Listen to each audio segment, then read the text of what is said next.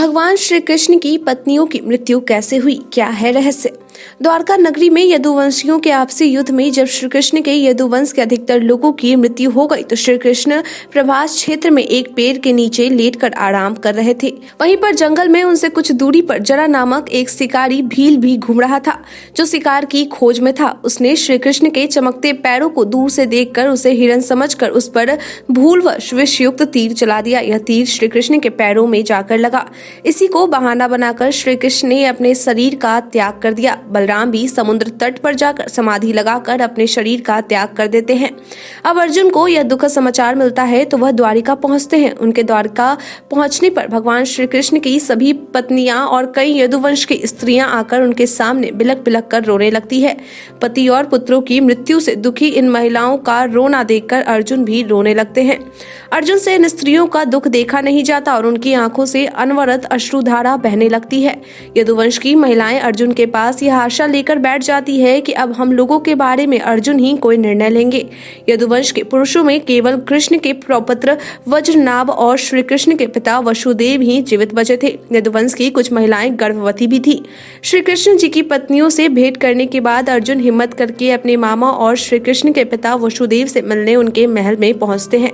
वसुदेव अर्जुन को देखते ही उन्हें अपने गले लगाकर रोने लगते हैं। कुछ देर बाद वे अर्जुन को यदुवंशियों के आपसी कलह और युद्ध की पूरी कहानी सुनाते हैं और श्री कृष्ण और बलराम के अपने परम धाम वापस लौट जाने के बारे में भी बताते हैं। वसुदेव अर्जुन से यह भी कहते हैं कि श्री कृष्ण यह कह गए हैं कि तुम यहाँ आओगे और अब तुम ही को इन स्त्रियों के आगे के भविष्य के बारे में निर्णय लेना है। तुम्हारे यहाँ से जाने के बाद यह द्वारिका नगरी समुद्र में डूब जाएगी। वसुदेव अर्जुन से यह भी कहते हैं कि मेरा भी अंतिम समय आ गया है और तुम्ही को मेरा अंतिम संस्कार भी करना है। अर्जुन वसुदेव की बात सुनकर अत्यंत उदास हो जाते हैं। अब वे वृष्णि वंश के सभी मंत्रियों से मिलकर इस वंश के सभी स्त्री, बालक और वृद्धों को द्वारका के इंद्रप्रस्थ ले जाने का प्रबंध करने को कहते हैं। उस दिन रात्रि विश्राम अर्जुन द्वारका में ही करते हैं। अगले दिन प्रातः काल यह खबर मिलती है कि वसुदेव ने अपना शरीर त्याग दिया है। यह समाचार सुनकर द्वारिका नगरी की महिलाएं फिर से रोने बिलखने लगती हैं। तब अर्जुन अपने मामा वसुदेव का मृतदेह के अंतिम संस्कार के लिए उन्हें नगर से दूर ले जाते हैं। उस शव यात्रा में हजारों द्वारिकावासी भी उनके साथ होते हैं। वसुदेव की चारों पत्नियां देवकी, भद्रा, रोहिणी और मदिरा भी साथ चल रही थी। जब वसुदेव की चिता में आग लगा दी गई तो वसुदेव की वे चारों पत्नियां भी उस चिता पर जाकर बैठ गई। इस भयंकर दृश्य को देखकर अर्जुन का कलेजा फट जाता है। वसुदेव का अंतिम संस्कार करने के बाद अर्जुन उस स्थान पर गए जहां पर यदुवंशी लोग आपस में युद्ध करके मारे गए थे। वहां पर बड़ी संख्या में यदुवंशियों के शव पड़े हुए थे। अर्जुन ने उस सभी का अंतिम संस्कार किया और एक सप्ताह बाद अर्जुन सभी द्वारका वासियों को अपने साथ लेकर निकल गए। अर्जुन के साथ ऊंट, बैल, खच्चर, घोड़े, रथ आदि की सवारी पर द्वारिका के निवासियों के साथ ही श्री कृष्ण की 8 पत्नियां भी थी। उनके साथ श्री कृष्ण का प्रपौत्र वज्रनाभ भी था।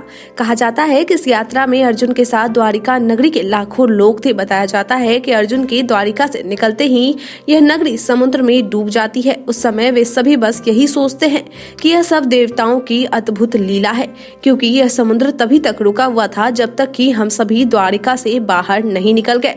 वे सभी द्वारिका से वापस आते समय रास्ते में अनेक भयानक जंगलों को पार करते हुए पंचनद नामक देश में विश्राम करते हैं। वहां के कुछ लुटेरों को इस बात की जानकारी होती है कि अर्जुन अकेले ही इतनी बड़ी संख्या में लोगों को लेकर इंद्रप्रस्थ जा रहा है, तो वे लुटेरे धन के लोभ में वहां उन लोगों पर धावा बोल देते हैं। अर्जुन जोर जोर से चिल्लाकर लुटेरे को धमकी देते हैं, लेकिन लुटेरों पर उनकी चीख का कोई प्रभाव नहीं पड़ता है और वे लोग लूटपाट मचा देते हैं। वे केवल धन ही नहीं लूटते बल्कि वे सुंदर और जवान स्त्रियों को भी लूटते हैं। तब चारों ओर हाहाकार मच जाता है। ऐसी परिस्थिति में अर्जुन अपने दिव्यास्त्रों का प्रयोग करने के लिए उनका स्मरण करते हैं, लेकिन उनकी स्मरण शक्ति काम नहीं करती। इतना ही नहीं, कुछ ही देर में उनके तर्कस के सभी बाण भी समाप्त हो जाते हैं। ऐसी स्थिति में अर्जुन बिना अस्त्र शस्त्र के ही लुटेरों से युद्ध करने लगते हैं, लेकिन फिर भी देखते ही देखते लुटेरे बहुत सा धन और स्त्रियों को लेकर भाग जाते हैं। खुद को असहाय पाकर अर्जुन बड़ी दुखी होते हैं, लेकिन उन्हें यह समझ में नहीं आता है कि उनकी अस्त्र विद्या क्यों और कैसे लुप्त हो गई। जैसे तैसे अर्जुन यदुवंश की शेष स्त्रियों और बालकों को लेकर इंद्रप्रस्थ पहुंचते हैं।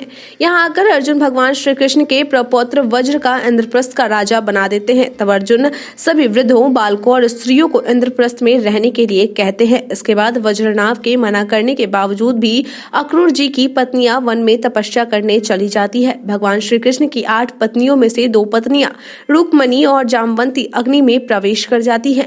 सत्यभामा और अन्य पत्नियां तपस्या करने का निर्णय करके वन में चली जाती है। श्री कृष्ण की 8 पत्नियां सत्यभामा, रूकमणि, जामवंती, मित्र, वृंदा, कालिंदी, सत्या, भद्रा और लक्ष्मणा थी। भगवान श्री कृष्ण के वंशजों में से बचे हुए एकमात्र यदुवंशी और उनके प्रपौत्र वज्र को इंद्रप्रस्थ का राजा बनाने के बाद अर्जुन महर्षि वेदव्यास के आश्रम में पहुंचते हैं। यहाँ आकर अर्जुन ने महर्षि वेदव्यास जी को बताया कि श्री कृष्ण, बलराम सहित सारे यदुवंशियों का कैसे अंत हो चुका है। तब महर्षि ने अर्जुन को बताया कि यह सब इसी तरह होना था, इसलिए इसके लिए शोक नहीं करना चाहिए। अर्जुन यह भी बताते हैं कि किस तरह साधारण लुटेरे उनके सामने यदुवंश की स्त्रियों का हरण करके ले गए और वे कुछ भी नहीं कर सके। इसके बाद किस तरह श्री कृष्ण की पत्नियां ने आग में कूदकर अपने प्राण त्याग दिए और कुछ तपस्या करने के लिए जंगल में चली गई।